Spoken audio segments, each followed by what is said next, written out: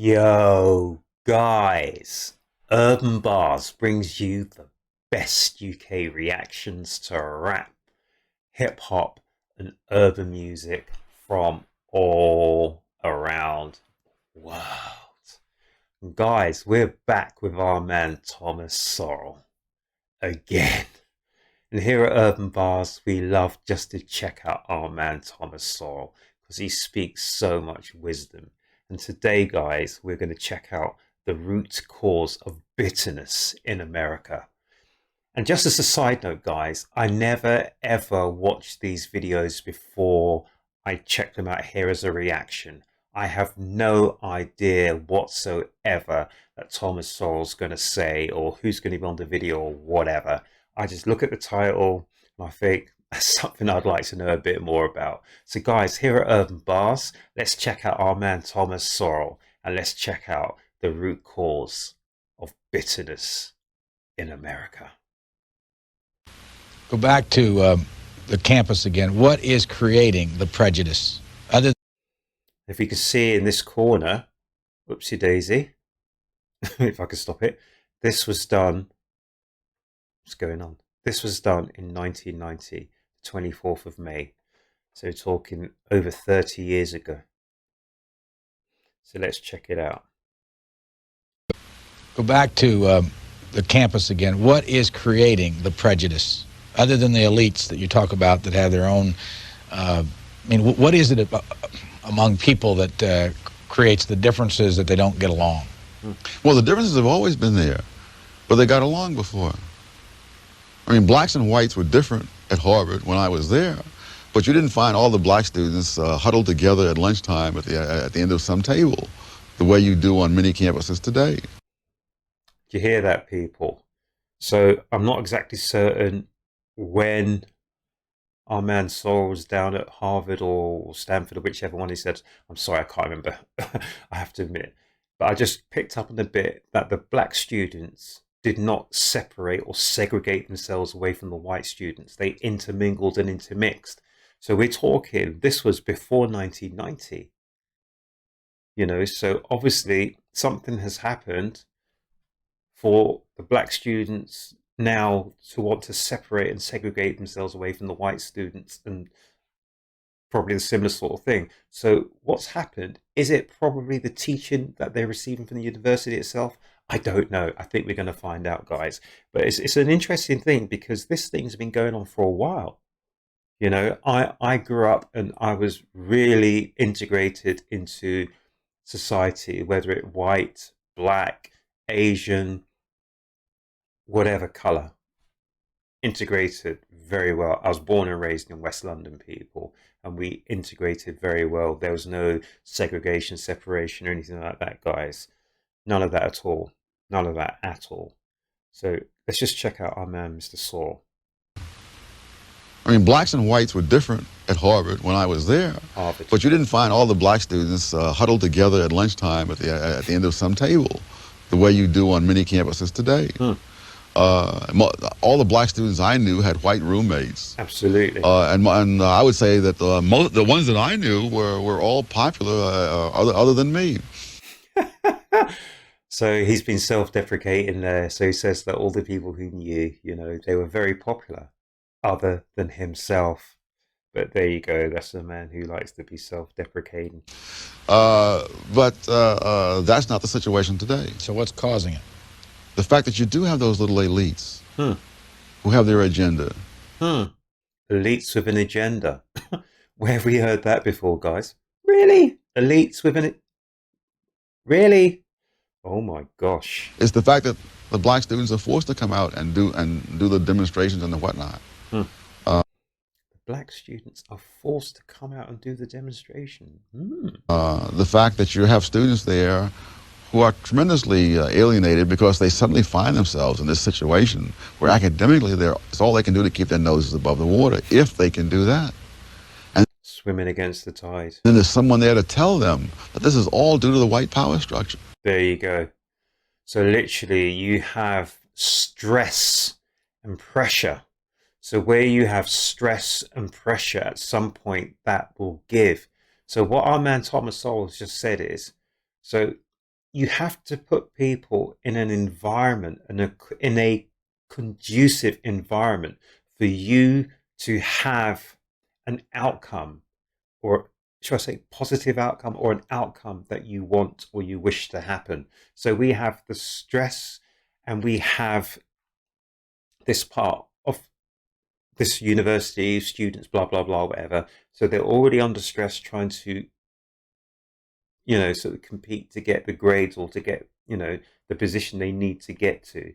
But then if you have an outside, or in this case, it's an internal force that's coming through and telling them, the reason why you're in this situation, guys, is because of Y or Z.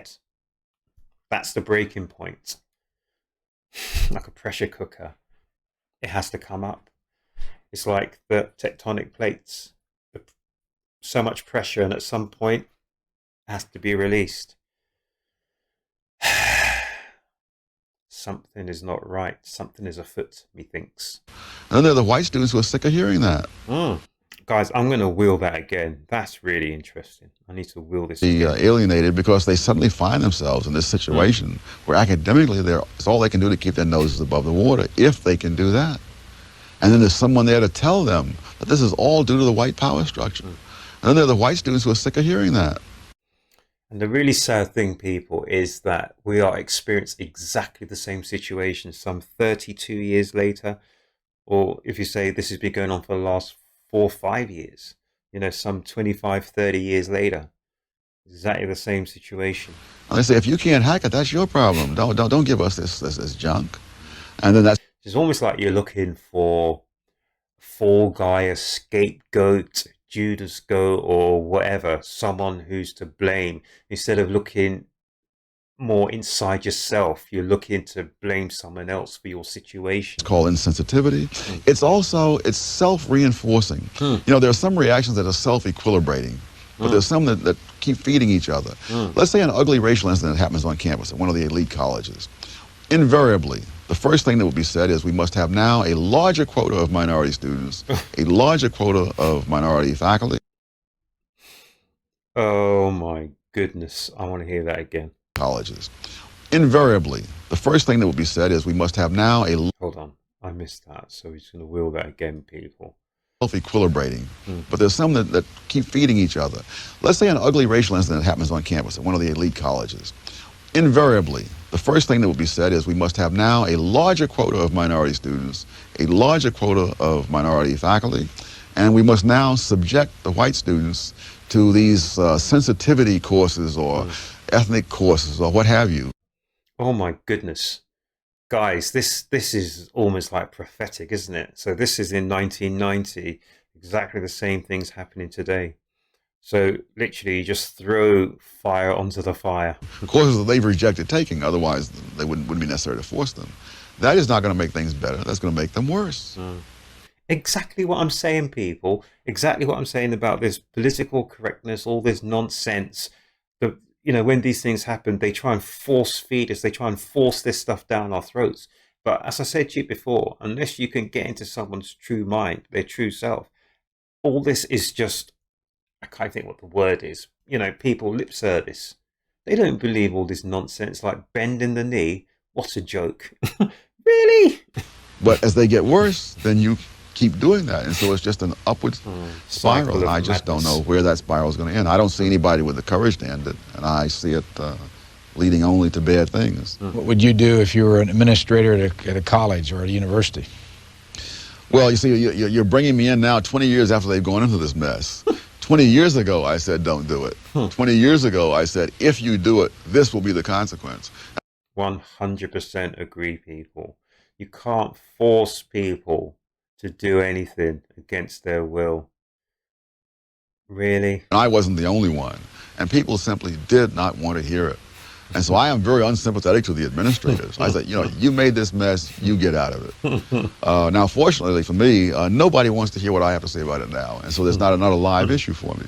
Some gentleman wrote me from Princeton. I think he's associated with the university in some way. That would I come to Princeton and confer with this or that person? And I said, no.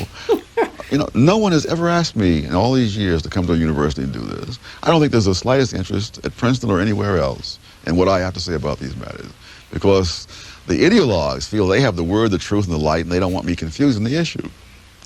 And the others are afraid of the Oh, ideologues. And so there's no point in my making an unnecessary trip across the country just to chit-chat with people at Princeton. guys, that was really enlightening. I didn't even know at all what you guys were experiencing in 1990. But from what I'm gathering and picking up from this, our man Thomas Sowell was saying this was actually occurring in the 70s as well. You know, people were segregating themselves away from, and I didn't understand why you do that, you know, for whatever provocation. That doesn't make sense. But there you go, guys. That was the root cause of bitterness in America from our man Thomas Sowell. And guys, every time I hear this man, he makes a lot of sense and it just gives food for thought. So I hope you enjoyed that. Guys, stick your comments down here in the comment section. Let me know what you feel. Do you agree with Thomas Sowell? Do you disagree with him? I interjected on a couple of occasions. Do you agree with what I said? Do you disagree with what I said? Guys, it's all gravy. I don't believe that anyone can say that they know all the ins and outs of these situations. So put your comments down here, guys. Ask me questions, and yeah, let's just go. But guys, here at Urban Bars, you know we do the music, but I love to get challenged intellectually up there as well, guys. So I'm gonna definitely be doing more things from Thomas Sowell, people like Jordan Peterson, people like Myron Golden, and there's more to come, guys. Top Gun. So, guys, I hope you enjoyed that. Take care of yourselves, take care of each other. Make certain you subscribe to my channel here at Urban Bars, but make certain you come back to the next Urban Bars reaction.